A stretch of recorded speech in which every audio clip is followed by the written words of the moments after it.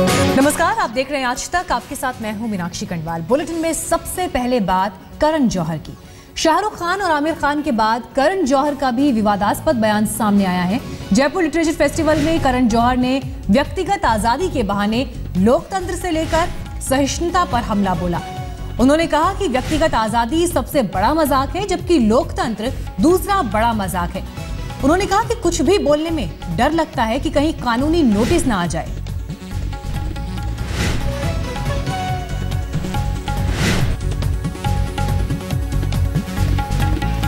Jaipur literature festival में करण जौहर ने यह बयान दिया। उन्होंने कहा है कि एक फिल्म मेकर होने के नाते मुझे भी डर लगता है कि फिल्म में क्या कुछ बनाया जा रहा है, क्या दिखाया जा रहा है, उस पर कब कानूनी नोटिस आ जाए कुछ पता नहीं चलता।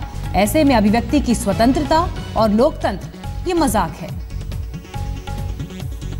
I think we touched upon a lot to do with my personal life. Well, what do I say? Revealing in today's times can land you in jail. So we're in a tough country to speak about your personal life. And I feel really sad about it, because being a public figure, you're expected to kind of helm a certain movement, talk about freedom of expression, which is the biggest joke in the world, I believe. Democracy is the second biggest joke, I think. I really think that how are we democratic? I mean, how is there freedom of expression? I'm a filmmaker and I feel bound at every level. You know, be it like to do with what I put out on celluloid or what I say in print. I feel like there's always like some kind of a legal notice awaiting me. You know, everywhere I go, I'm scared. Like I'm scared I'm saying something in Jaipur. I don't know who'll file a case when I get home, you know. And so I've become like some kind of an FIR king now. I mean, literally, I mean, it's all happening around me. I'm still like, we finally won the national anthem case, which was 14 years ago. 2 days ago, I no longer have to apologize for putting the national anthem in my film in an emotional, proud manner. So it's like that, you know, Shobha. It's like we eventually have to say what we have to with so much clever policing. Fortunately, language is a great thing. It makes you say things and yet not. तो क्या कुछ कहा करण जौहर ने, वो आपने सुना। और इस वक्त हमारे साथ संघ विचारक राकेश सिन्हा जुड़ गए हैं। राकेश जी, आपने भी करण जौहर का ये बयान सुना होगा। करण जौहर एक बड़े फिल्म मेकर हैं। कई बड़े लोगों के बाद अब करण जौहर ने एक अंतर्राष्ट्रीय मंच पर जो कार्यक्रम इतना मशहूर है, जयपुर लिटरेचर फेस्टिवल, उसमें ये बयान दिया है। क्या आप सिरे से खारिज कर देंगे इसे भी? देखिए, इस देश में हर व्यक्ति को अपनी बात कहने का अधिकार है और इतनी पूरी स्वतंत्रता है। इसी के साथ करण जौहर वैसी बातें कर रहे हैं जो यथार्थ नहीं है। यदि स्वतंत्रता नहीं होती तो वे यथार्थ के विपरीत जाकर यह बात नहीं करते। मैं जानना चाहता हूं अपने जीवन के किस सत्य को और फिल्म के किस स्क्रिप्ट को वे दिखाना चाहते हैं जिस पर आपत्ति होती है। देखिए, कहीं किसी फिल्म में जब किसी रिलीजियस सेंटिमेंट को हर्ट होता है, चाहे वो इस्लामिक सेंटिमेंट हो, हिंदू सेंटिमेंट हो, ईसाई सेंटिमेंट हो, तो वे लोग उनका प्रदर्शन नहीं करते हैं, वे कोर्ट जाते हैं, न्याय का शरण लेते हैं। न्याय में जितना उनको फिल्म बनाने का अधिकार है, उतना दूसरे को भी उसका विरोध करने का अधिकार है। तो डेमोक्रेसी एक पक्षीय नहीं होता है। राकेश जी, उदाहरण देकर वो अपनी बात रख रहे हैं। वो ये कह रहे हैं कि अगर हम कोई फिल्म बनाते हैं तो हमें ये पता नहीं होता कि अगले दूसरे दिन, तीसरे दिन कब हमारे पास कानूनी नोटिस आ जाएगा। और अपनी एक फिल्म का जिक्र भी किया उसमें उन्होंने, जिसमें उन्होंने कहा कि 12 साल पहले फिल्म बनाई थी, राष्ट्रगान उसमें दिखाया गया था, लेकिन माफी उसके लिए अब मांगनी पड़ रही है। अगर आज माफी क्यों मांगनी पड़ रही है? बात तो माफी किसी मॉब ने नहीं मंगवाया है।